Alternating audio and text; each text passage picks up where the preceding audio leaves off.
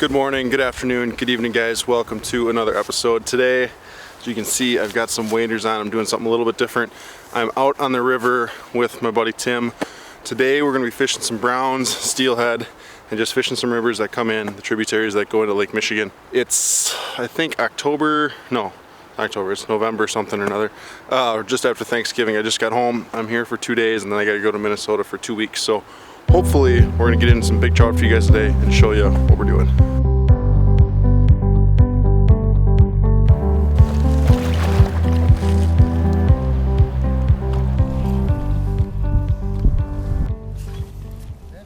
Yep. Oh, that was fish. That was my first bite of the morning. That was my first cast with my own pin. I bought this setup here 2 years ago. I've got like $800 invested into this thing. Well, maybe not that much. $600 invested into this setup here. I haven't used it since I bought it. It was acting a little weird. Tim checked it out, got it figured out, and that was literally my first drift with my new setup. And I got hit running a simple spawn seg. You can see it got crushed a little bit. Couple eggs broke and a bead. That hurts.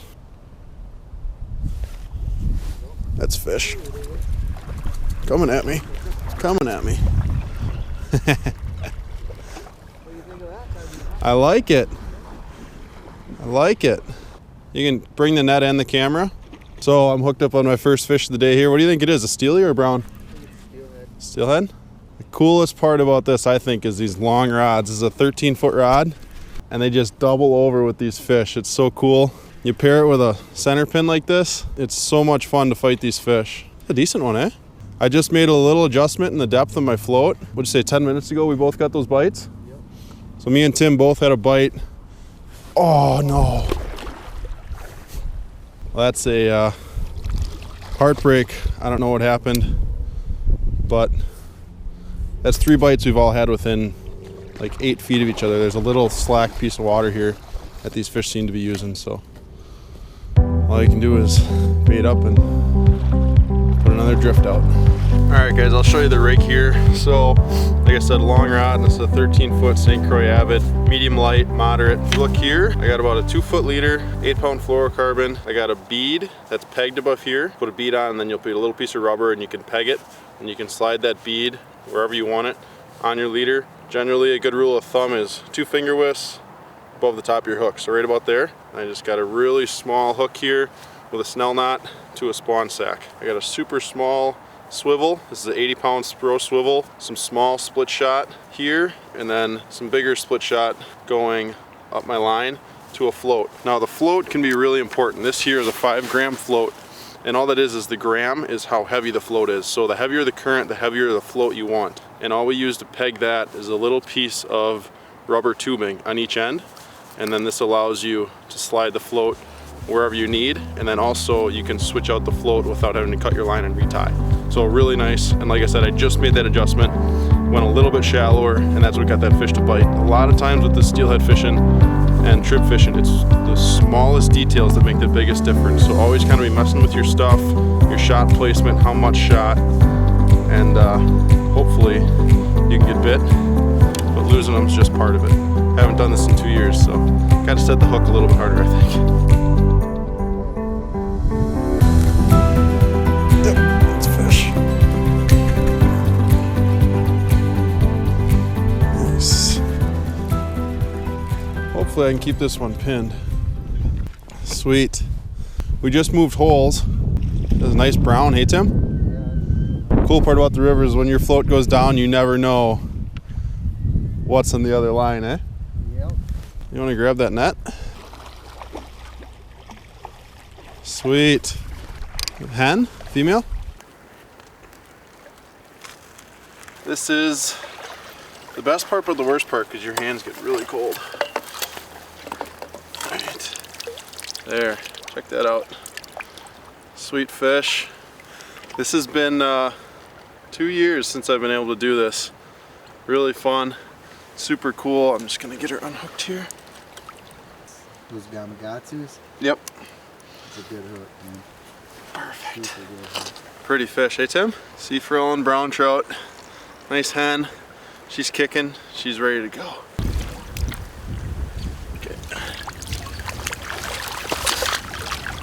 All right, well that was a sweet fish. We just got her back in the water, and I said before that I got this new combo to do this, but you don't necessarily need to spend a ton of money on a rod and reel to do this. No, you don't. You can use, I mean, relatively cheap center pin. You can pick them up for, some of them you can get on underneath $100. Yep. I mean, obviously some go up to $1,000, but you don't need that to fish. You can also use spinning gear, bait caster. I mean, you can get by with just about anything that has fishing line on it, you know? And the cool part is too, is like we're just fishing offshore. You don't need a boat. You don't need anything fancy. We're just fishing rivers. Anybody can do this. You don't need a bunch of high-end equipment to do it. It's just what Tim got me started doing 3 years ago, and it's just kind of what I was used to fishing. So not to say that you need the big expensive stuff, because you don't. Anybody can come out here, do this, and catch these awesome fish. All right, well, we're gonna get back to fishing. We just got to this new hole, and we poked that brown the first 5 minutes.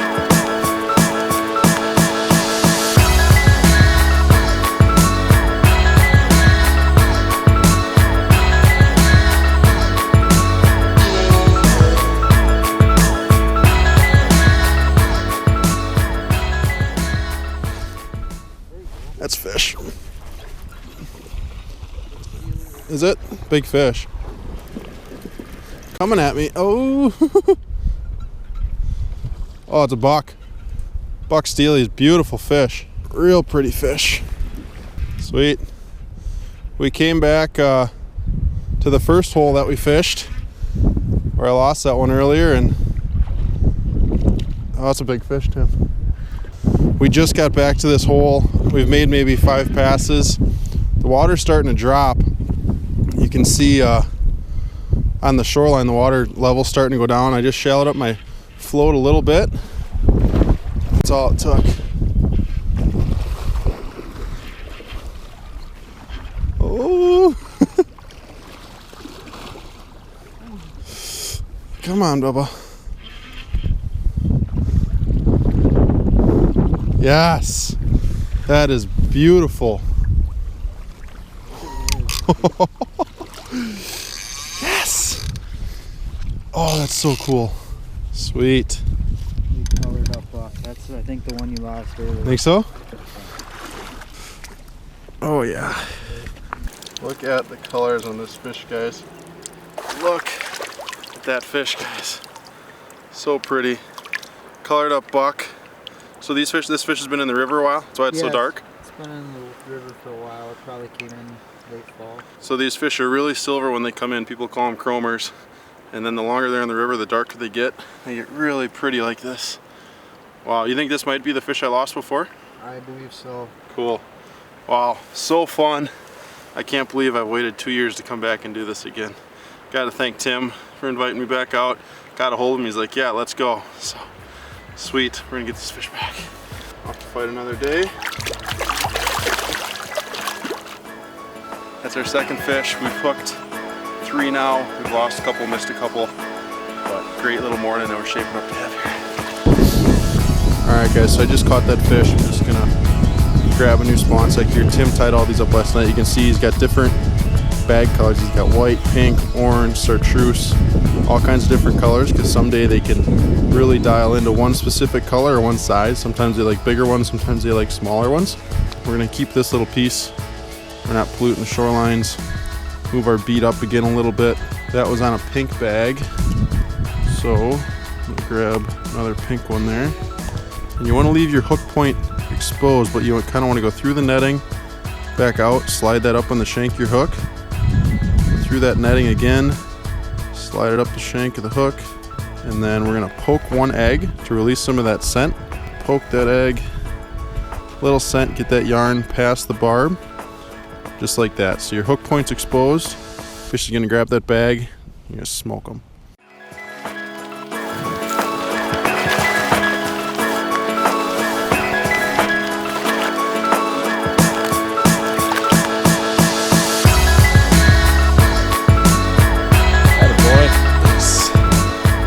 Tim's hooked up. Nice one? Yeah, it's a nice fish. I think it's a brown trout. Second time it bit. Missed it the first time? Yeah, I poked it a little bit. Been working for him today. Brown, yep. Nice brown.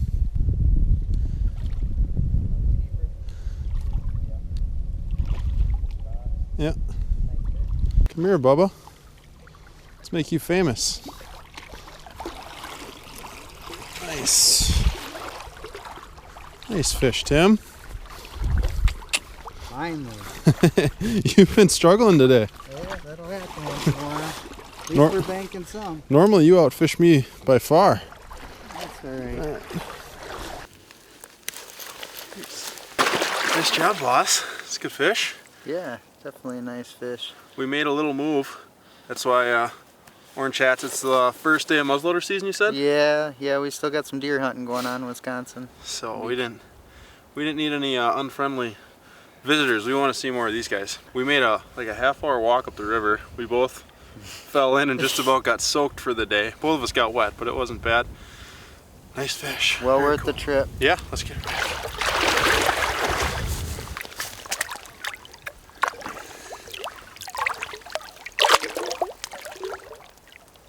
Very cool, pretty exciting. Another nice fish. We're hoping we can squeeze in 1 or 2 more bites here. We just got to this hole here. Tim said this is a pretty good one and it's a pretty big spot, so we've got some time to work down it. Bite? Tim's first drift back. Gets hit in like the exact same spot. Fish? Nice. Another one. You're getting hot. Feels good? Yeah, if I had to guess, it's another brownie. Do you ever catch like the same fish twice? Oh yeah, caught the same fish 3 times in a half hour. I just seen a flash. Because this one hit in like exactly the same spot. Well, it's probably 10-15 feet forward from Forward? it. Okay. Yeah, a little bit. It was in closer this time, but real close. Could be the same fish for sure. Might look a little fatter though. Whoa, got a little more schnock than the first time if it is it. Oh, looks like it's got eggs in it. Yeah? That current makes it so fun, eh? Yeah. Beautiful scenery. Gorgeous fish. Yeah, look at this, guys. We're fishing these really high banks, beautiful evergreens. You hear anybody? No, I don't hear a single person. I don't see a boat. Me neither. Awfully nice. Yeah, it is. Yeah, weight issues. Nope.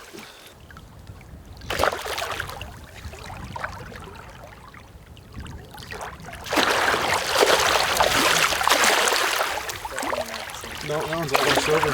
Yeah. So cool.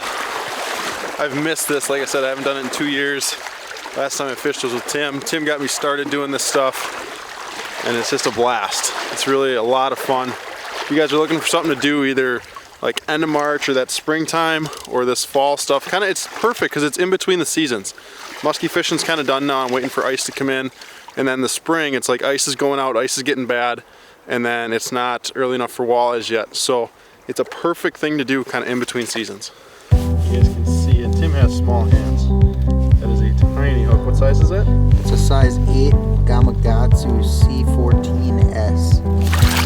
Yeah, so it's a really small hook in other words. Really light line. That's 6-pound test you're running? Yes. Low clear water. You want to go with a little lighter stuff so they can't see it. Well, let's see this fish here. She's a beauty. She's fat. Nice work. Thank you, sir. Big fat fish. Look at the colors. And this fish, you said, Tim, is still This one's still full of spawn. still full of spawn. Yes, sir. So when's that fish gonna spawn? Some of them will spawn under the ice. This one feels pretty loose yet. It's not dumping out or anything, but it's gonna spawn right around first ice, or next 2 weeks or so. Nice. Some of them will spawn in spring even. Some wait all the way till then.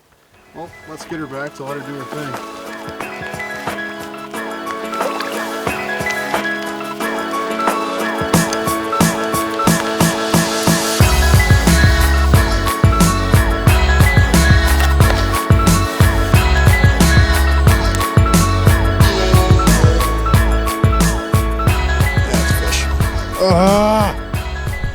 That was big. Felt really heavy. So me and Tim were talking. He had got those 2 bites right away, so we kind of compared rigs, and he was running a lot deeper than I was.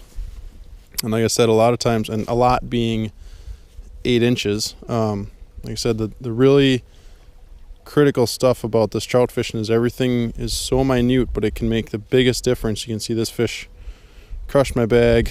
I had him for a second. And that fish was a little bit back down the hole. I thought it was a snag, like snag bottom. And then it bounced.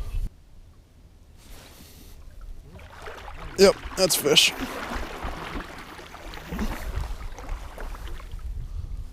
You got it on, brother.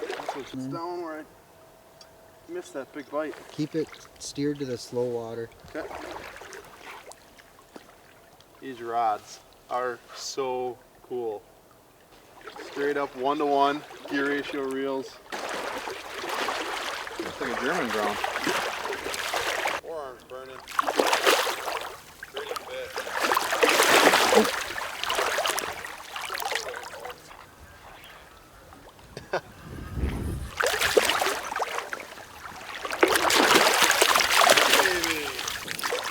Pretty fish. Wow, what an awesome day. We really didn't fish that hard. We fished 4, maybe 5 spots. Tim had this stuff kind of dialed in. If you guys want to get out and fish with Tim, Tim is a full-time guide. He's always busy in the summer, or spring and fall. I'm busy in the summer. But awesome fish. Thank you again, Tim. I'll leave Tim's details below if you guys want to get a hold of Tim and get out and do some fishing.